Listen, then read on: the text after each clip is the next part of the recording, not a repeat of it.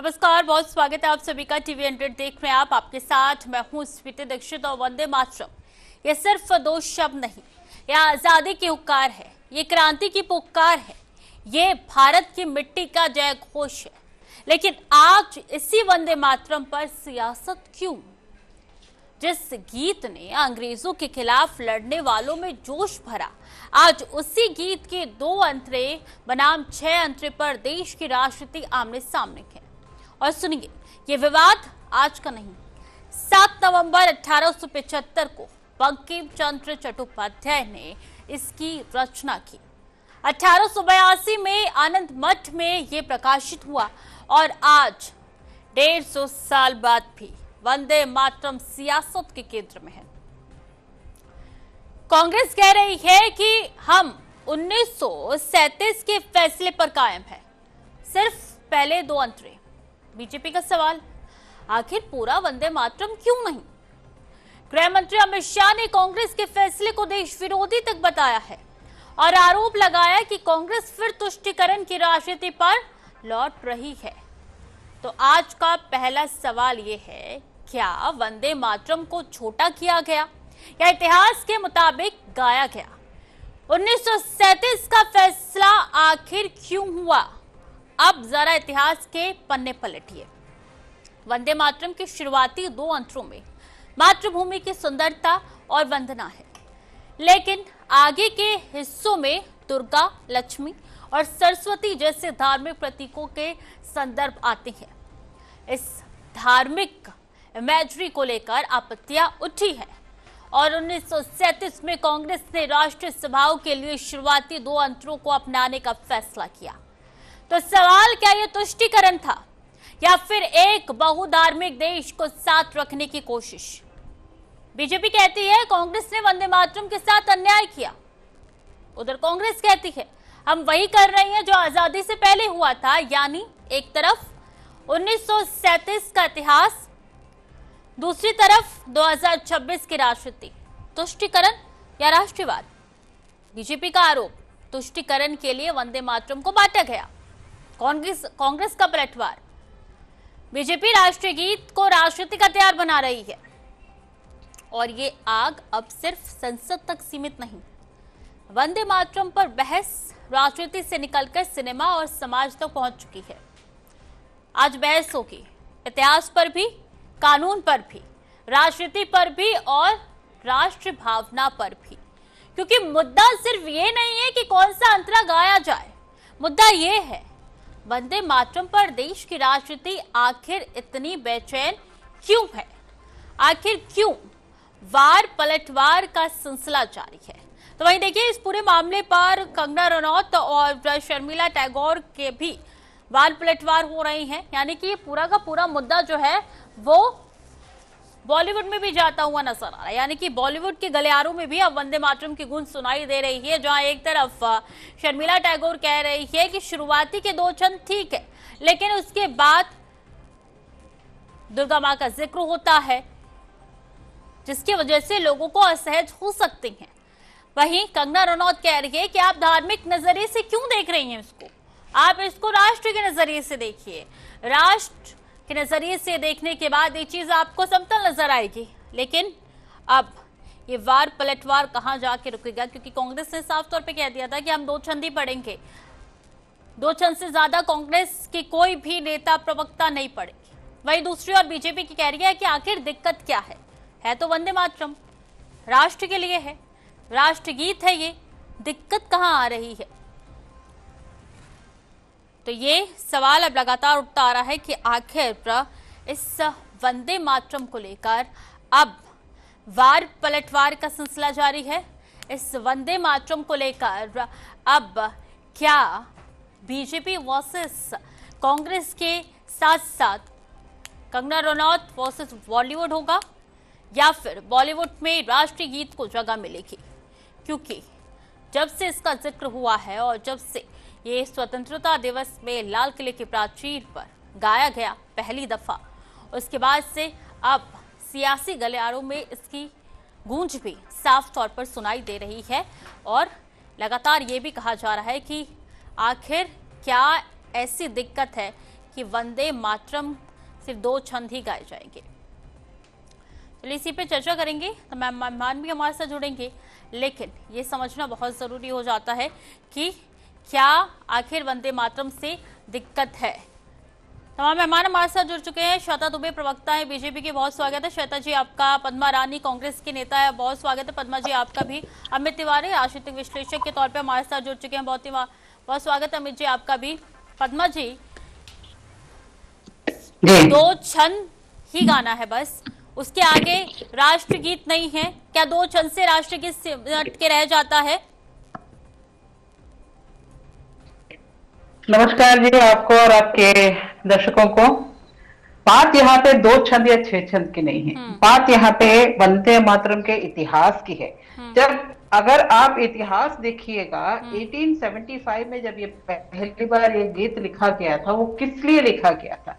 ये इसलिए लिखा गया था देश को एकजुट करने के लिए, क्योंकि हम अंग्रेजों के खिलाफ लड़ रहे थे। सन 57 की जो रिवोल्ट हुआ था, सन 57 के आंदोलन के बाद जब उन्होंने अंग्रेजों ने जिस तरह इस आंदोलन को कुचला, उसके बाद सभी बुद्धिजीवियों ने इसको एक व्यापक रूप देने की ठानी। उसके बाद से जब ये वंदे मातरम का उदय हुआ, उसके बाद आपको याद होगा कि किस तरह 1906 से 1910 तक इस गीत को बैन किया गया था। किसने किया था? अंग्रेजों ने। ये लड़ाई किसके खिलाफ थी? अंग्रेजों के खिलाफ। उस वक्त हमें एक क्रांतिकारी गीत की जरूरत थी जिसे स्फूर्ति मिले। इस गीत को हमने तब गाया था जब अंग्रेजों के जेलों में जाना पड़ता था, जब हमें उनकी गोलियां खानी पड़ती थी इस गीत को गाने से, जब हमने तिरंगा जब उठाया था, जब इन्होंने इसकी बात भी नहीं की थी। हम ये पूछना चाहते हैं 1910 के बाद 1925 में 1925 में जब सितंबर 27 को जब आरएसएस का उदय हुआ, जब आरएसएस का फाउंडेशन हुआ, उसके बाद ये सांप्रदायिक चिंगारी सुलगी। क्या ये सच रही कि आरएसएस के उदय होने के बाद ही ये चिंगारी सुलगी? इसके बाद ही इस गीत को विवादित किया गया, इसके बाद ही इस गीत में सांप्रदायिकता का गीत को विवादित कैसे किया जाता है? गीत को विवादित कैसे किया गया? इस गीत को विवादित किया गया था सांप्रदायिकता के। आप ही अभी बता रही हैं कि जिस तरह इसमें मूर्तियों का उद्भव, एक धर्म की विशेषता की गई है तो दूसरे नहीं गा पा रहे। तो आपने ये भी कहा ना कि हम तुष्टीकरण करना चाहते हैं। तो अगर हम तुष्टीकरण कर रहे हैं, 1937 में जब ये फैसला लिया गया था सारे बुद्धिजीवों के सलाह मशवरा के बाद, जिसमें गुरुदेव रविंद्रनाथ टैगोर भी थे, जिसमें सुभाष चंद्र बोस भी थे, गांधी जी भी थे और अन्य लोग भी थे। तो उन्होंने ये ठीक है जी 1937 में जब इसका 1937 में जब इसके 2 छंद आए थे, ये नहीं देखिए यहाँ पे आप देश भी आजाद हुआ था पद्मा जी, 1947 में देश भी आजाद हुआ था नहीं हुआ था? तो चीजें उसके बाद भी बदली है ना। 37 के बाद उस गाने को 2 छंदों में गाकर इसी से हमने आजादी की लड़ाई लड़ी।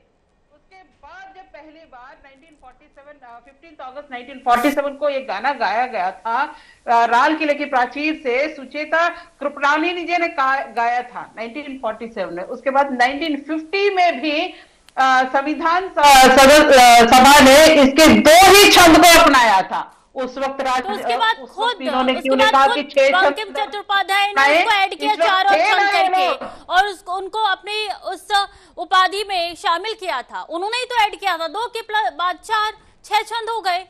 तो आखिर सब किया धरा तो उन्हीं का है। 2 छंद को 1950 में हमने संविधान सभा में भी उनको अपनाया। 2 उसके बाद 4 छंद तो उन्होंने ऐड किया था। पहले की बात अलग है, हम आजाद हो गए। चलिए मैं कह रही हूँ ना, सुनिए पद्मा जी, मैं कह रही हूँ कि आप इसको धार्मिक भावना से हटा दीजिए, आप राष्ट्रगीत के तौर पर देखिए, अब गाएंगी या नहीं गाएंगी? देखिए गाएंगे नहीं गाएंगे ये हमें सवाल आपसे या बीजेपी से नहीं पूछना है। हम गाते थे, गाते रहेंगे और गा रहे लेकिन हैं दो और गाते छंद रहेंगे, गाएंगे ना, हमेशा सवाल तो गाते यही रहेंगे। है। दो दो छंद छंद गाएंगे हमने ना, अपनाए थे, दो सवाल छंद यही है। गाएंगे। और चलिए हमें ठीक है, मुझे हमें हमें बीजेपी से वंदे ठीक है मातरम पे तो श्वेता जी, राष्ट्रीय सर्टिफिकेट नहीं चाहिए, हम नेशनलिज्म का सर्टिफिकेट नहीं ठीक है, चाहिए। चलिए ठीक हमें है, इनसे चंगा ये है, भला पूछना है, है, बहुत अच्छी क्या बात है। ये सच श्वेता नहीं कि जी, वंदे मातरम को जरूरी है विवादित कि करने छह का छंद गाए ये जो तभी आप। पूरा ढीका ठीक है इन्होंने रखा पद्मा है, जी, ठीक है 2026 से पद्मा जी, लेकर शांत हो जाइए आप। 2019 को पद्मा जी लेके जा ठीक रहे है, हो। ठीक है, ठीक है। श्वेता जी, जरूरी है कि छह छंद गाने से ही आप राष्ट्रभक्ति या देशभक्ति के तौर पर आपको देखा जाएगा कि हाँ आप छह छंद गा लिए, अब आप देशभक्त है? श्वेता जी, जरूरी है क्या? दो छंद से काम नहीं चलेगा? आ रही है क्लियर? आवाज नहीं मिल पा रही श्वेता जी आपको? जी अब आ रही है, पहले नहीं आ रही थी। आपने क्या प्रश्न पूछा, आप दोबारा से रिपीट क्या कर दो दीजिए प्लीज। छंद गाने से क्या आप उनको राष्ट्रभक्त नहीं कह सकते? छह छंद से ही राष्ट्रभक्ति तय की जाएगी? देखिए, गाएं या ना गाएं ये कोई राष्ट्रभक्ति का मानक नहीं है। लेकिन सबसे पहले मैं एक बात स्पष्ट कर दूं कि वंदे मातरम कोई सामान्य गीत नहीं है। ये उस भारत की आवाज है जिसने अंग्रेजी हुकूमत के सामने खड़े होकर स्वतंत्रता का सपना देखा था, जिस गीत ने स्वतंत्रता आंदोलन में लोगों के भीतर राष्ट्र भाव जगाया था। आज भी जब ये गीत बजता है, गाया जाता है, हम लोग गाते हैं, पूरा गाते रहे हैं, कोई अभी से नहीं। हम राष्ट्रीय स्वयंसेवक संघ हमेशा से पूरा इस गीत को गाता रहा है। तो इसलिए इसने भीतर राष्ट्र भाव जगाया है। उसके सम्मान का सवाल उठना स्वाभाविक रूप से देश के हर नागरिक की भावना से जुड़ा विषय है। इसलिए अगर इसको राष्ट्रगीत बनाया गया, अब ये कानून बन चुका है संसद के द्वारा कि छह छंद इसके गाए जाएंगे। अब मैं ये एक बात और कहना चाहती हूँ कि कांग्रेस बार बार 1937 के फैसले का हवाला दे रही है। ठीक है, इतिहास का संदर्भ दीजिए, लेकिन 2026 में उस फैसले को राजनीतिक ढाल क्यों बनाया जा रहा है? अगर यदि किसी ऐतिहासिक निर्णय का संदर्भ है तो उसके पीछे की परिस्थितियों पर भी ईमानदारी से विचार होना चाहिए। इतिहास को सुविधा अनुसार चुनना और संदर्भ के हिसाब से छोड़ देना बेहतर नहीं है। और हम किसी धर्म, संप्रदाय, भाषा के खिलाफ नहीं है। यहाँ पर तुष्टिकरण की बात आई क्यों गई? क्या राष्ट्रीय गीत की बात पर तुष्टिकरण होना चाहिए? ये राजनीतिक मुद्दा है। क्या हम अपने प्रतीकों का, अपने स्वतंत्रता संग्राम के जो प्रतीक हैं उनका सम्मान करना वोट की राजनीति है? कांग्रेस के लिए है, क्योंकि कांग्रेस के मन में राष्ट्रगीत के प्रति कोई सम्मान नहीं है, जिसका एक उत्कृष्ट उदाहरण बिल्कुल आपत्ति, बिल्कुल आपत्ति। आप ये ना बोले कि कांग्रेस को, बिल्कुल नहीं, आप ये गलत बोल रही हैं तो मैं आपत्ति जताऊंगी। मैं नहीं मैं बोली ना, आपत्ति जताऊंगी, जब मैं आप आपत्ति बोलिएगा जताऊंगी। जब मैं चुप हो जाऊंगी तब आप बोलिएगा। इसका उत्कृष्ट उदाहरण कांग्रेस मुख्यालय में श्रीमती सोनिया गांधी जी और परम आदरणीय इनके राष्ट्रीय अध्यक्ष खड़गे जी ने कहा। जबकि राष्ट्रगीत जब होता है तो हम सब, एक छोटा बच्चा भी ये जानता है कि हमें सावधान की मुद्रा में खड़ा होना चाहिए। हम इनको सर्टिफिकेट क्या देंगे? सर्टिफिकेट तो ये बांटते हैं। और तिरंगे झंडे को उमेट के गले में माला की तरह पहन लेना, ये महान राष्ट्रीयता का प्रतीक है। मैं उस भावना को नमन कर रही हूं।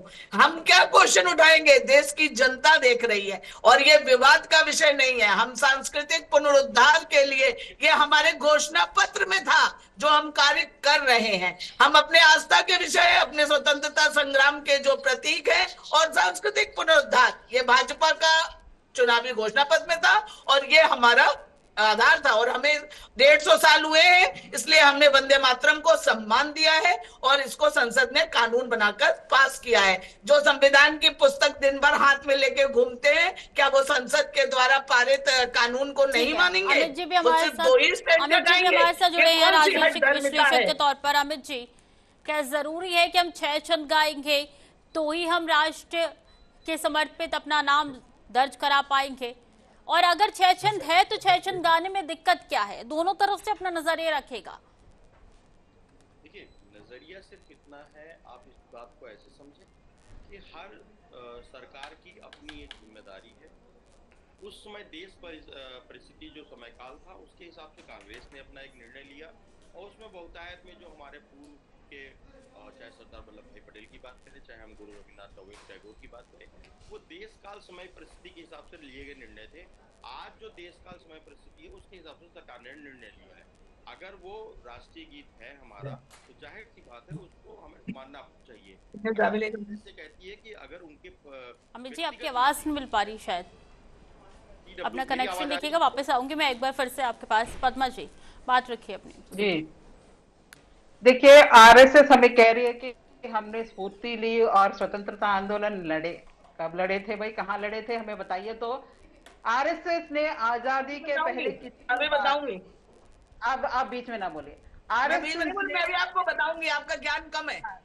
हाँ बहुत कम है, क्योंकि हम लोग तो मतलब 150 साल पुरानी पार्टी है, तो हम लोग को ज्ञान कम ही रहेगा। जी तो मैं पूछना चाहती हूँ, आजादी से पहले आपने कितनी बार वंदे मातरम गाया? आपको यही लगता है कि वंदे मातरम को और राष्ट्रगान को दोनों का आमने सामने रख के एक विवाद खड़ा किया जाए? क्योंकि आपको इस वंदे मातरम के इसमें आपको ये मुद्दा मिल गया है, जो आप बहुत अच्छे से पीएचडी करके बैठे हो, जिसमें कि वो है सांप्रदायिक एंगल आपको मिल गया है। तो इसलिए आपको बढ़ चढ़ के इस पे विवाद करना है, इस पे उछलना है, कूदना है और लोगों को जेल में डालना है, शिक्षा उनको दंडित करना है। तो आपका यही एक उद्देश्य है कि लोगों को दंडित किया जाए, किस तरह लोगों को सांप्रदायिक पिच पे रखा जाए। आपसे मैं ये पूछना चाहती हूँ, क्या आप लोग ये नहीं गाते नमस्ते सदा वत्सले ही गाते हो? ये सही नहीं है कि आपकी शाखाओं में केवल नमस्ते सदा वत्सले ही गाया जाता है, जहां पे आपकी शाखाओं का गुणगान किया जाता है। आप वंदे मातरम के पछड़े में क्यों पड़ रहे? क्योंकि आपको यहाँ पे एक सांप्रदायिक एंगल मिला है, इस मुद्दे का आप भुनाना चाहते हो, क्योंकि आपके पास कोई मुद्दा नहीं है। ना आप बेरोजगारी की बात करोगे, ना आप महंगाई की बात करोगे, ना आप नौकरियों की बात करोगे, ना महिला सुरक्षा की बात करोगे, ना छात्रों की बात करोगे, ना एग्जाम की बात करोगे, ना नौकरियों की बात करोगे, ना फाइनेंस की बात करोगे, ना फॉरेन पॉलिसी की बात करोगे, ना ही देश की सुरक्षा या संप्रभुता की बात करोगे। आपको चाहिए यही एक मुद्दा हिंदू मुस्लिम करो, लोगों को बांटो, लोगों को यही सांप्रदायिक मुद्दे पे दिखाओ, यानी कि मुद्दे को घुमाने की कोशिश की जा रही है वंदे मातरम के थ्रू। ठीक है अमित जी, आवाज मिल पा रही है क्या आपको? वंदे मातरम के द्वारा ये लोगों को दंडित करना चाहते हैं। ठीक है पद्मा जी, मैं आऊंगी एक बार फिर से आपके पास। अमित जी एक 10 सेकंड, ठीक है, मुझे ये पूछ 10 सेकंड एक सवाल मैं पूछना चाहती हूँ। उस वक्त तो हम अंग्रेजों के खिलाफ लड़ रहे थे, हम गुलाम थे, इसलिए हमें इस वंदे मातरम की जरूरत थी। आज हम किसके खिलाफ? तो जब जरूरत थी तब आप चीजों को यूज में लाएंगे, जब जरूरत नहीं तो उसको थ्रो कर देंगे, ये माना जाए क्या? जी नहीं, तब हमें जरूरत थी, लेकिन हमने ये नहीं कहा कि इसे हम बंद करते हैं। हम आज भी गाते हैं, तब भी गाते थे और कल भी गाएंगे। हमारे हर तो आप हक से बोलिए कि वंदे मातरम को हम सपोर्ट करते हैं, आप हक से बोलिए। और ये जहाँ बोलेंगे हक से, वहां लगता है कि जो आलोचनाएं हो रही है वो आलोचनाएं नहीं होंगी। मैं आऊंगी श्वेता जी आपके पास, लेकिन अमित जी का पॉइंट ऑफ व्यू ले लूं। अमित जी, क्या आपको मेरी आवाज मिल पा रही है? बीजेपी की खोज नहीं है, कांग्रेस ने इस गीत का बनाया था। अमित जी की देन है ये गीत, और अभी आप हम पे ही जिसकी सुनिए ना, जिसकी सरकार रहती है सब वाह ही कहते हैं। कोई नहीं कहता है कि मैं बुरी हूँ, कोई नहीं कहता मेरी सरकार बुरी थी या हमारा कार्यकाल बुरा था, कोई नहीं कहता, चाहे कोई भी पार्टी हो, बीजेपी हो, कांग्रेस हो, आम आदमी पार्टी हो या दूसरे दल की पार्टी हो। अमित जी आवाज मिल पा रही है क्या आपको? बात रखिए, आप अपना पॉइंट ऑफ व्यू रखिए। सबसे बड़ी बात है कि अगर देश में कोई संविधान में अगर कोई कानून बनता है तो उसे सबके ऊपर लागू होता है। उसमें कोई कांग्रेस, बीजेपी या आपको अन्य दल नहीं होते हैं। जब कोई कानून बन चुका है तो वो सबके ऊपर लागू होता है। अगर कांग्रेस ने, इस देश को लगता है कि कांग्रेस ने ही सिर्फ आजाद कराया है, ये कांग्रेस की अभी भी गलतफहमी है। 150 साल पुरानी आपकी पार्टी है, लेकिन विचार जो है आज नए हो गए, उन नए विचारों में आपको ढलना होगा। अगर आरएसएस की हम बात करें, आरएसएस ने अपने यहाँ झंडा नहीं फहराया, अगर वो उन्होंने राष्ट्रीय गीत को अपने यहाँ नमस्ते सदा वत्सले मातृभूमि अगर वो नहीं गा रहे हैं, तो ये जाहिर सी बात है, आप आवाज उठाइए, आरएसएस के खिलाफ आवाज उठाइए, आप हर जगह धरना प्रदर्शन करिए, कौन रोक रहा है आपको? दूसरी सबसे बड़ी बात, अगर वो देश के कानून को लागू कर दिया गया तो 15 अगस्त में जो है, जो यथास्थिति आपको बनानी चाहिए थी राष्ट्रीय गीत को लेके, वो राष्ट्रीय गीत आपकी सीडब्ल्यूसी की मीटिंग से देश नहीं चलता है, देश चलता है संविधान से और संसद से। तो वहां पे जो हमने गाया, उसको आपको मानना होगा, उस CWC की मीटिंग से नहीं चलेगा देश। और 1937 की जो आप बात कर रही हैं, 1937 में जो पास हुआ था, वो देश काल समय परिस्थिति के हिसाब से फैसले लिए जाते हैं। मैं मानता हूं इस बात को, उस समय देश टूट रहा था, अलग अलग बिखराव थे, आपकी बहुत सारी चुनौतियां थी, बहुत सारी मजबूरियां थी, मैं उसमें नहीं जाना चाहता हूं। हर परिवार में, हर घर में बहुत सारे लोग होते हैं, सामंजस्य बिठाना पड़ता है, आपने बिठाया। लेकिन आज हमारा देश जिस युग में हम जी रहे हैं, आज हम अपनी सदी की बात कर रहे हैं, हम अपने आप को नंबर 1 की बात कर रहे हैं, हम विश्व गुरु बनाने की बात करें, तो उसमें हम अपने अगर राष्ट्रीय गीत को सम्मिलित कर रहे हैं, 6 छंदों को मान रहे हैं, तो पद्मा जी, इसमें मुझे नहीं लगता कांग्रेस को कोई आपत्ति होनी चाहिए। कांग्रेस को बेरोजगारी पे बात करनी बिल्कुल करिए, अगर कांग्रेस को छात्रों की बात करनी है तो आप झारखंड में करिए। झारखंड में आपने क्या किया? झारखंड में आपने वही दोहरा चरित्र वहां पे, झारखंड में सारे जो डिमांड थी वो पास हो गई हैं, सारी डिमांड्स मान ली गई हैं, सब मान ली गई हैं। लेकिन आप इसको जंतर मंत्र से ना तोलिए, ये दोनों अलग बातें हैं। को दिखाई दे रहा था, दोहरा चरित्र आप दिखा रहे हैं।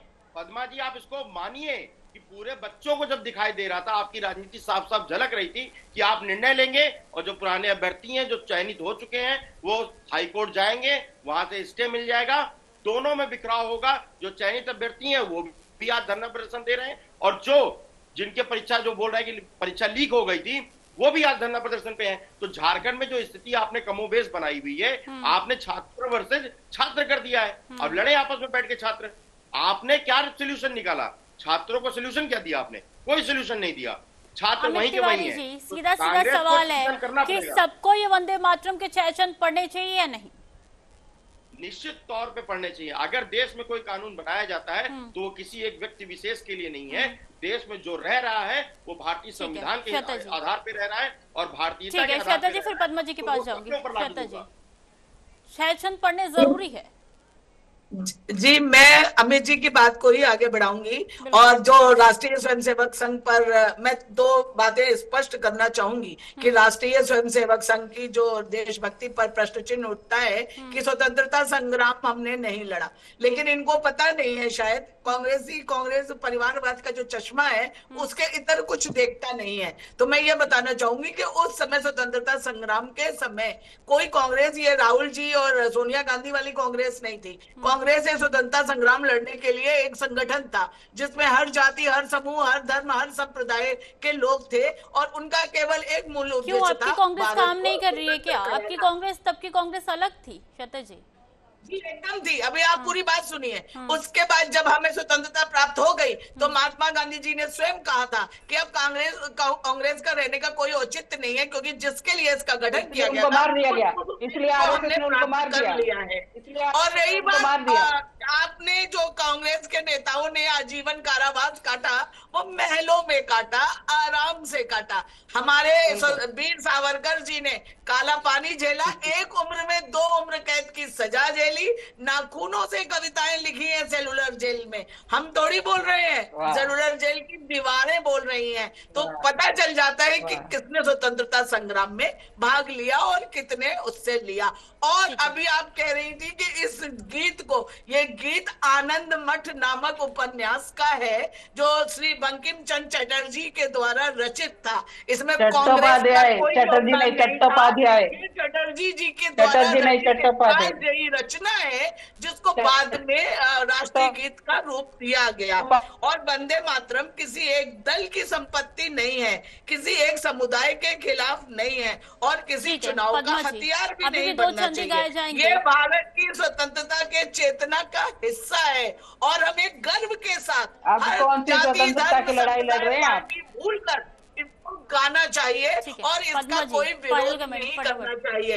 और भारतीय जनता पार्टी इसका कोई लाभ नहीं उठा रही है, ना सांप्रदायिकता फैला रही है, ना कुछ कर रही है। कांग्रेस ही कानून के खिलाफ है। वो जो गुटिका है ना, उसको जरा खोल के पढ़ लीजिए कि संसद जो कानून पास कर देता है तो वो सबको मानना चाहिए। तो केवल लेके घूमने से काम नहीं चलने वाला है, मानना भी पड़ेगा।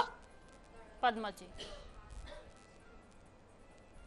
अच्छा, इन्होंने बहुत अच्छी बात कही कि भाई हम बहुत लड़े थे स्वतंत्रता संग्राम में नाखूनों से लिखा था सेल्यूलर जेल में। नहीं हो रही, बीच में नहीं, बीच में नहीं, बीच में नहीं, आप लाए थे ये बात, मैं और बताना आप लाए थे ये बात, आप लाए थे ये बात, हमारी आप लाए थे ये बात, और जब शासन समाप्त होती है तो वंदे मातरम ही गाया जाता है। आप ये बात लाए मुझे थे। पूरा याद है ये कानून बनने से पहले, और हर राष्ट्रीय स्वयंसेवक संघ बोलो, के बोलो, स्वयंसेवक को बोलो, वंदे मातरम पूरा याद है। बोलो। ये आपकी काइंड इन्फॉर्मेशन में दे रही हूँ, इसको आप याद कर लीजिए।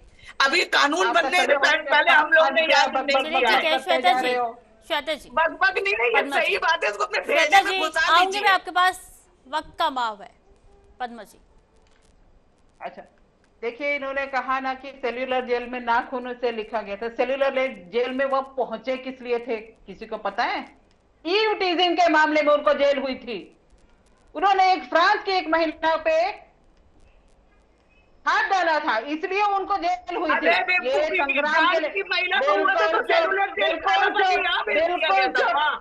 यही कांग्रेसी दिमाग है आपका, परिवारवाद से निकल आइए बाहर। ये इतिहास है, ये इतिहास है, परिवारवाद नहीं, ये इतिहास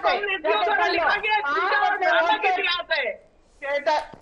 एंकर जी, अगर आप ये बोलने नहीं देंगे तो फिर किस लिए? नामक इतिहास श्वेता आप जी, बोलेंगी श्वेता और जी, स्वतंत्रता वक्त का संग्राम मैम का प्लीज शांत हो जाइए। श्वेता जी, इतिहास ये भी है कि दो लड़कियां जब बात करती हैं तो चुप कोई नहीं रहता है। पद्मा जी, तो क्या ये सच नहीं है कि आपके जो मुस्लिम लीग के साथ आपने जो सरकारें चलाई थी, जब यहाँ पे भारत के लिए भारत छोड़ो आंदोलन चलिए एक बार फिर से इतिहास श्वेता जी आप यहाँ पे रच रही हैं, ठीक है। मुझे मजबूरन में अमित जी के पास जाना पड़ा। अमित जी 10 सेकंड, अमित जी 10 सेकंड, मात्र 10 सेकंड। सरकारें चलाई थी मुस्लिम लीग के साथ में जब भारत छोड़ो आंदोलन चल रहा था। बेचारे अमित जी भी बोल नहीं पा रहे हैं, इतना बोल रहे हैं आप दोनों। बहुत बहुत शुक्रिया आप तीनों का हमारे साथ जुड़ने के लिए। और समय का अभाव है, बहुत बहुत माफ कीजिएगा। पद्मा रानी जी, श्वेता दुबे जी, बहुत बहुत धन्यवाद। समय का अभाव है। अमित शर्मा जी बेचारे माफ कीजिएगा, अमित तिवारी जी कुछ बोल नहीं पाए। बहुत बहुत शुक्रिया अमित तिवारी जी, हमारे साथ जुड़े, अपना वक्त साझा किया। ऐसे में ये पूरा का पूरा माहौल वंदे मातरम के विवाद से अब गूंजता हुआ नजर आ रहा है। एक तरफ कांग्रेस कह रही है कि हम दो छंदी पड़ेंगे, तो दूसरी तरफ बीजेपी की तरफ से लगातार ये आरोप लगाए जा रहे हैं कि कांग्रेस राष्ट्र विरोधी, देश विरोधी है, जिसको राष्ट्रीय गीत नहीं गाना। ऐसे में देखना होगा यह माहौल और कितना ज्यादा सियासत की तस्वीरों में पलटता हुआ नजर आता है। बने रहिए टीवी 100 के साथ।